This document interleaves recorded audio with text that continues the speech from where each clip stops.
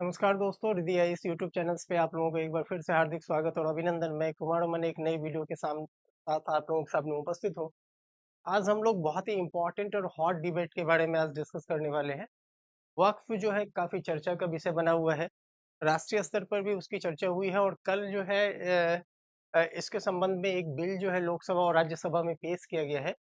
आज हम लोग सिर्फ और सिर्फ वक्फ पे डिस्कस करेंगे कि इसकी शुरुआत कहाँ से हुई है, इस्लाम में या मुस्लिम धर्म में वक़्फ़ की परंपरा कैसे स्टार्ट हुई और कब से स्टार्ट हुई है? और फिर उसके बाद उससे संबंधित जो कानून है, जो अलग-अलग समय पे आए हैं और कब-कब कौन-कौन सा कानून आया या ब्रिटिशर्स के ज़माने में कौन से कानून आए, उन तमाम पहलुओं की हम लोग चर्चा करते हैं। आइए हम लोग वीडियो को स्टार्ट करते हैं। देखिए एक वक़्फ़ जो है बेसिकली वक़्फ़ का अर्थ होता है दान, ठीक है? और दान भी क्या है कि धर्मार्थ दान है, धर्मार्थ दान। मतलब धर्म के अर्थ के लिए दान दिया जाता है या धार्मिक उद्देश्यों के लिए ये दान दिया जाता है, ठीक है? इस्लाम में बेसिकली एक परंपरा है कि अपने दीन को मजबूत करने के लिए, अपने दीन को फैलाने के लिए, उसको प्रचारित और प्रसारित करने के लिए, इस्लाम को मजबूत करने के लिए, इस्लाम के प्रचार-प्रसार के लिए या तमाम अन्य सामाजिक और धार्मिक कार्यों के लिए एक दान देने की परंपरा इस्लाम में शुरुआत से ही है। और जिसे बेसिकली एक वर्ड से जाना गया जिसको कहा जाता है वक्फ, ठीक है? जो हम में दान देने की परंपरा है, वो सेम परंपरा है वक्फ, ठीक है? और ये सिर्फ़ और सिर्फ़ किस उद्देश्य के लिए हो सकता है? धर्मार्थ उद्देश्य के लिए हो सकता है। जैसे हम लोग बेसिकली दान देने की हिंदुइज़्म में भी परंपरा है या हिंदू धर्म में भी परंपरा है, तो बेसिकली जब हम दान देते हैं तो किसी निजी जीवन यापन के लिए भी हम लोग दान देते हैं, ठीक है? या किसी गरीब या असहाय को दान देते हैं। लेकिन यहाँ सिर्फ़ और सिर्फ़ क्या है कि धर्मार्थ उद्देश्यों के लिए ये जो दान है उसको उपयोग में लाया जाएगा और धर्म हेतु जो है ये दान जो है वक़्फ लाया जाता है। ठीक है?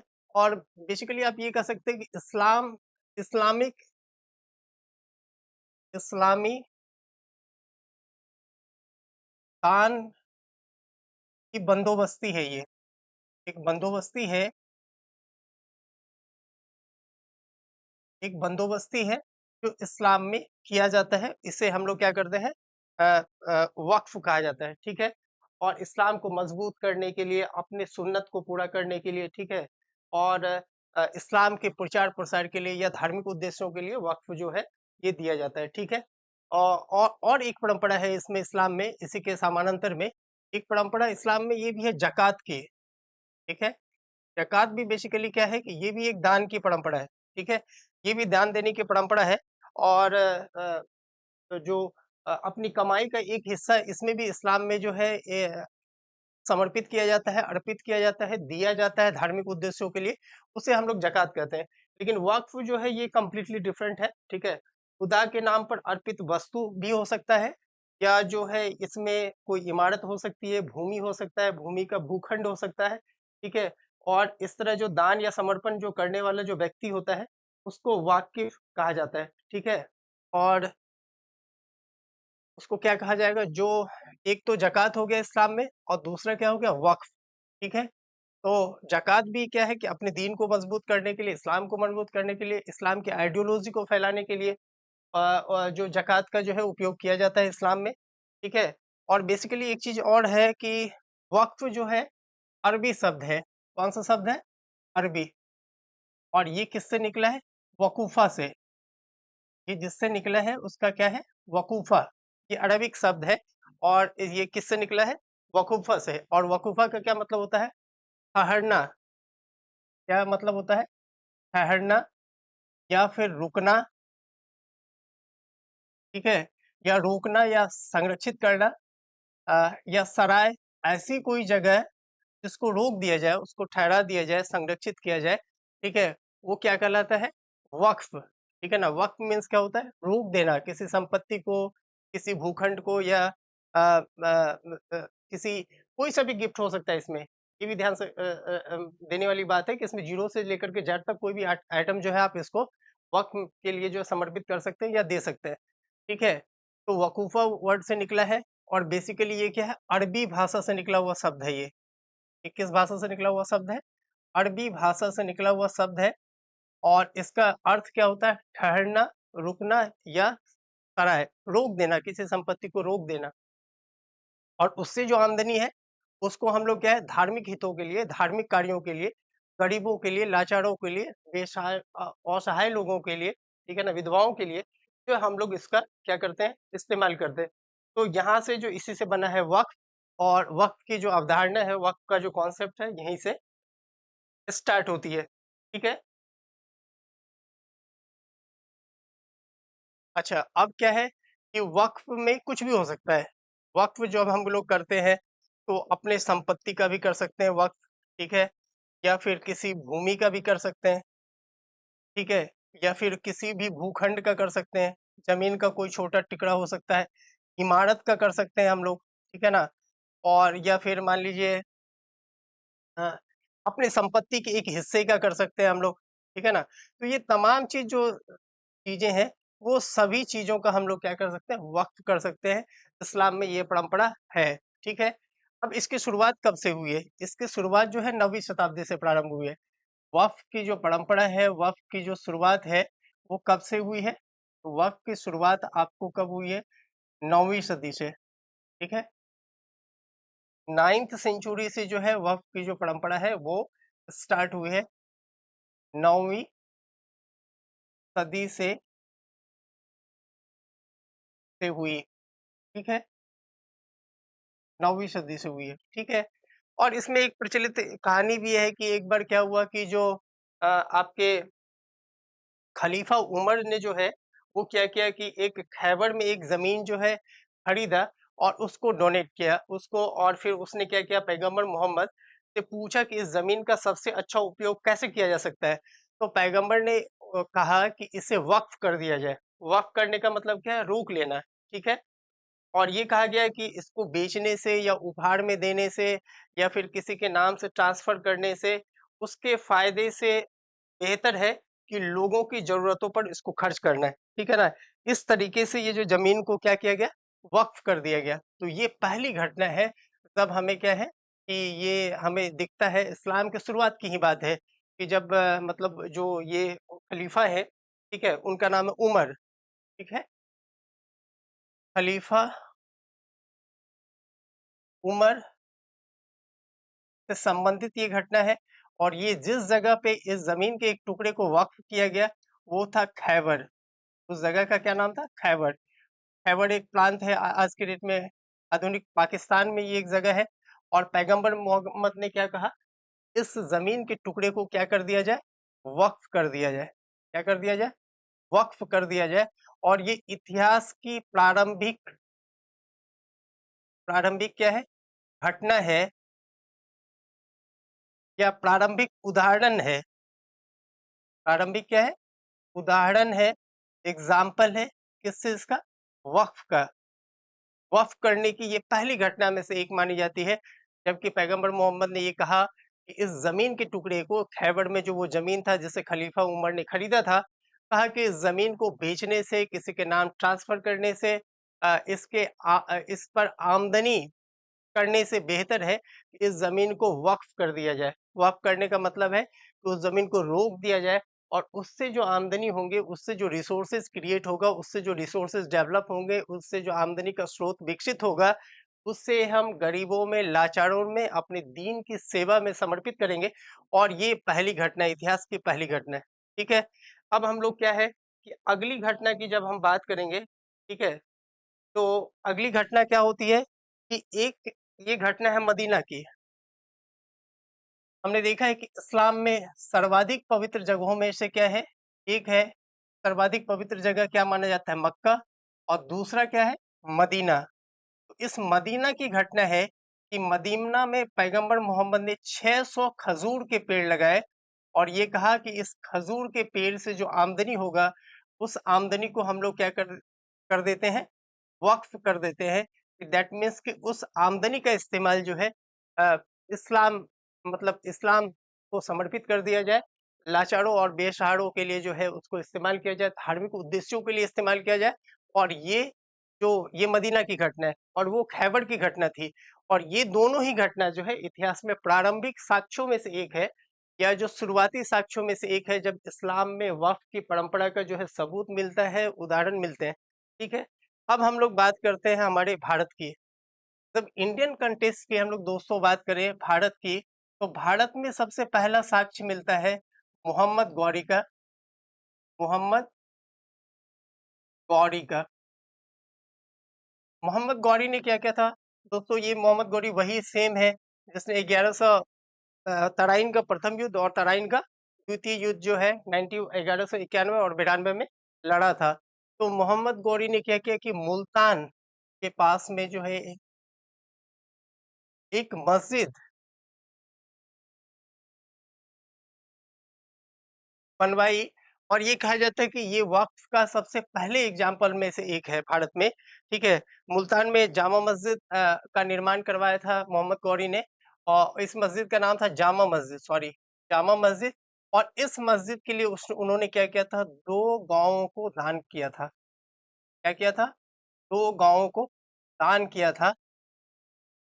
और मैंने क्या बताया कि जो दान करने की परंपरा हमारे सामाजिक समाज में है, वही सेम चीज़ इस्लाम में क्या कहलाता है? वक़्फ़। तो ये जो है, ये भारतीय कॉन्टेक्स्ट में, इंडियन कॉन्टेक्स्ट में वक़्फ़ के सबसे पहले उदाहरण में से एक माना जाता है, और वक़्फ़ का सबसे पहला एग्ज़ाम्पल में से एक माना जाता है इसको, ठीक है?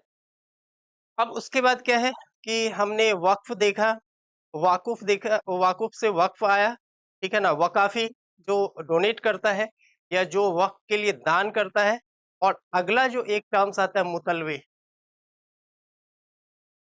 मुतलवे। अब ये क्या है कि जो वक़्फ़ की जो प्रॉपर्टी है या वक़्फ़ की जो संपत्ति है, जो देख-रेख करता है, जो अधिकारी है, जिसके संरक्षण में वक़्फ़ की प्रॉपर्टी होती है, या जो अ वक़्फ़ की संपत्तियों की देख-रेख करने वाला जो व्यक्ति है, जो संबंधित व्यक्ति है, उसे क्या कहा जाता है? मुतलवी, ठीक है? या मुतलवी। ये प्रशासन उसके मतलब एडमिनिस्ट्रेशन को देख-रेख करने के लिए नियुक्त व्यक्ति है, ठीक है? अब ये चीज़ें हैं, और ईश्वर को समर्पित होता है ये ज़मीन, ये संपत्ति, या ये दान की जो भी जितनी भी चीज़ें हैं, ठीक है? अब हम लोग क्या देखते हैं कि भारत में यदि वक़्फ़ की बात करें, जिसको लेकर के काफ़ी हंगामा चल रहा है, ठीक है ना? कह रहा है कि जो भारत में वक़्फ़ की जो संपत्ति है, कुल संपत्ति, वक़्फ़ की जो ज़मीन है, वक़्फ़ के पास में जो ज़मीन है, कहा जाता है कि 9.4 लाख हेक्टेयर जमीन जो है, लाख हेक्टेयर जमीन भारत में वक्फ की है। और ये कहा जाता है कि सेना और रेलवे के बाद, सेना और रेलवे के बाद तीसरी सबसे बड़ी संपत्ति जो है, रेलवे के बाद क्या है, तीसरी सबसे बड़ी संपत्ति किसके पास है? वक्फ के पास में है, ठीक है? और अनुमानित जो कीमत है आज के डेट में, ये जो अनुमानित इसका जो कॉस्ट है, वो कहा जाता है 1 से 2 लाख करोड़ रुपए की संपत्ति जो है, ठीक है? अब इससे क्या है कि इसको जैसे एडमिनिस्ट्रेटिव के लिए हमने बताया कि मुतलवी जो है मेन ये होता है। अब ये देख सकते हैं कि आप ये कितना इम्पोर्टेंट हो जाता है वक़्त के पास में इंडिया के लिए, बेसिकली यदि हम लोग बात करें, तो कितना ह्यूज रिसोर्सेज़ है इंडिया में वक़्त के पास में। और सेना और रेलवे के पास में तीसरी सबसे बड़ी संपत्ति जो है होने का दावा जो है वक़्त के पास में किया जा रहा है। और 1 से 2 लाख करोड़ जो है, इसकी अनुमानित जो है आज के डेट में कॉस्ट जो है रखी जाती है इसकी कि ये है, ठीक है? अब क्या है कि वक़्त का जो आपका प्रशासनिक देखभाल है, वो कौन करता है, ठीक है? वक़्त के लिए क्या है कि एक तो केंद्रीय प्रशासन है, ठीक है? जिसको केंद्रीय वक्फ बोर्ड कहा जाता है। क्या कहा गया है? सेंट्रल वक्फ बोर्ड। और स्टेट में, स्टेट लेवल के वक्फ बोर्ड को मेंटेन करने के लिए, एग्जीक्यूट करने के लिए 32 जो है राज्य स्टेट वक्फ बोर्ड है, राज्य वक्फ बोर्ड है, जो संचालित है, और जो अलग-अलग राज्यों में वक्फ की प्रॉपर्टीज को देखती है, रेगुलेट करती है, एग्जीक्यूट करती है। इनके अंडर अंडर में वक्फ के जो सारा जो एडमिनिस्ट्रेशन है, वो सारा जो दामोदार है इस 32 जो स्टेट वक्फ बोर्ड है उसके पास में। फिर डिस्ट्रिक्ट लेवल में भी एडमिनिस्ट्रेशन के लिए अपने अपने मतलब डिफरेंट चीजें हैं, ठीक है। अब क्या है कि वक्फ जो है वो किसके अंतर्गत आता है? ऑब्वियसली बात है, ये केंद्रीय और अल्पसंख्यक मंत्रालय के अधीन होता है वक्फ बोर्ड। केंद्रीय और अल्पसंख्यक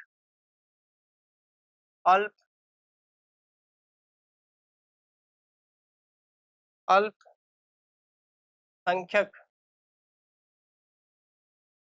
मंत्रालय के अधीन आता है। ये सारा जो जिम्मा है वक्फ का वो केंद्रीय और अल्पसंख्यक मंत्रालय के अधीन आता है, ठीक है। और सबसे अब हम लोग बात करते हैं इसके कानून की, जिस कानून को लेकर के इसमें विवाद है। अब तो इतिहास का परिप्रेक्ष्य हमने देख लिया कि भारत में हम लोग जब बात करते हैं तो सबसे पहला एग्जाम्पल हम किसका देते हैं? मोहम्मद गौरी का, ठीक है। और उसके बाद जो है मोहम्मद गौरी के बाद जो है तुगलक वंश में फिरोज शाह तुगलक के टाइम में जो है वक्फ की संपत्ति जो है काफी बढ़ी इंडिया में। फिर उसके बाद अकबर अकबर के जमाने में भी वक्फ की संपत्ति में काफी इजाफा हुआ और बज़ाब्ते उसकी देखरेख के लिए समुचित व्यवस्था की गई। फिर उसके बाद हम देखते हैं कि डे बाय डे ग्रेजुअली जो है वक्फ की संपत्ति यहाँ पे बढ़ती चली गई। और सबसे पहला कानून इसकी देखरेख के लिए 1813 में लाया गया, ठीक है, सॉरी 1913 में लाया गया। और अंग्रेजों के द्वारा ये लाया गया कानून था 1913 में। और ये कहा अंग्रेजों अंग्रेजों ने ये कहा कि ब्रिटिश के टाइम में इन्होंने एक वक्फ बोर्ड की जो है घोषणा की कि जो वक्फ बोर्ड होगा वो इन वक्फ की टोटल जो प्रॉपर्टी है उसको देखरेख करेगी, उसके रिकॉर्ड को मेंटेन करेगी और तमाम चीजों को रेगुलेट करेगी। ये पहली बार है कि 1913 में एक जो है अंग्रेजों की तरफ से जो है एक क्या है नियम पास किया गया, रेगुलेशंस पास किया गया और वक्फ बोर्ड की यहाँ पे घोषणा की गई, ठीक है। बाद में फिर 1923 में जो है 1913 के बाद 1923 में एक वक्फ एक्ट भी लाया गया अंग्रेजों के द्वारा। ये क्या था? एक वक्फ एक्ट लाया गया और ये इसके द्वारा जो है वक्फ बोर्ड को लीगलाइज कर दिया गया। उसको कानूनी मान्यता दी गई कि वक्फ के देखरेख से संबंधित जितने भी चीजें हैं वो वक्फ मेंटेन करेगा उन सारी चीजों को, ठीक है। आजादी की यदि हम लोग बात करें, आजादी के बाद तो 1954 में इसके लिए एक कानून लाया गया। आजादी के बाद पोस्ट इंडिपेंडेंसी में और इसके बाद इससे संबंधित कई बार कानून लाए गए। जैसे फिर 1966 में कानून लाया गया, फिर आफ्टर दैट जो है 1995 में कानून लाया गया और फिर उसके बाद जाकर के जो है 2013 में भी इसमें रेगुलेशंस लाया गया। और ये जो हाल फिलहाल में है 2025 में ये कानूनी बदलाव के लिए नया जो पार्लियामेंट में जो है वक्फ बिल जो है वो इंट्रोड्यूस किया गया है और इसको उन्होंने पास करवा लिया है, ठीक है ना। और 1995 की जब हम बात करें तो इसमें बोर्ड को जो है ये वक्फ बोर्ड को और ज्यादा मजबूत किया गया, इम्पावर्ड किया गया, इसको ज्यादा से ज्यादा पावर दी गई, ठीक है ना। 1995 में ये कांग्रेस की ड्यूरेशंस में ये हुआ था कि वक्फ बोर्ड को और ज्यादा इम्पावर्ड किया गया और ज्यादा शक्ति दी गई, उसके पावर को और बढ़ाया गया, ठीक है। उसके बाद फिर 2013 में भी कुछ अमेंडमेंट किए गए और 2023 में ये नया वक्फ बिल जो है ये पास करवाया गया है सेंट्रल गवर्नमेंट के द्वारा। और इसमें कई सारे अलग अलग प्रावधान है, ठीक है ना। और उस प्रावधानों पे हम नहीं जाना चाहते हैं। बस ये चूंकि वक्फ की जो शुरुआत कहाँ से हुई है, इंडिया में वक्फ की शुरुआत कब से हुई और कब कब कौन कौन से एग्जाम्पल या इतिहास में हमें कौन कौन से एग्जाम्पल मिलते हैं, फिर उसके बाद वक्फ जो है क्या होता है, ठीक है ना। तो ये तमाम चीजें हैं और इसके बारे में हम लोगों ने आज के डिस्कस की है इस वीडियो में यहीं तक। और आप लोगों का दिन शुभ हो, मंगलमय हो। इसी भावनाओं के साथ में जो है हम अगले वीडियो में मिलते हैं। धन्यवाद।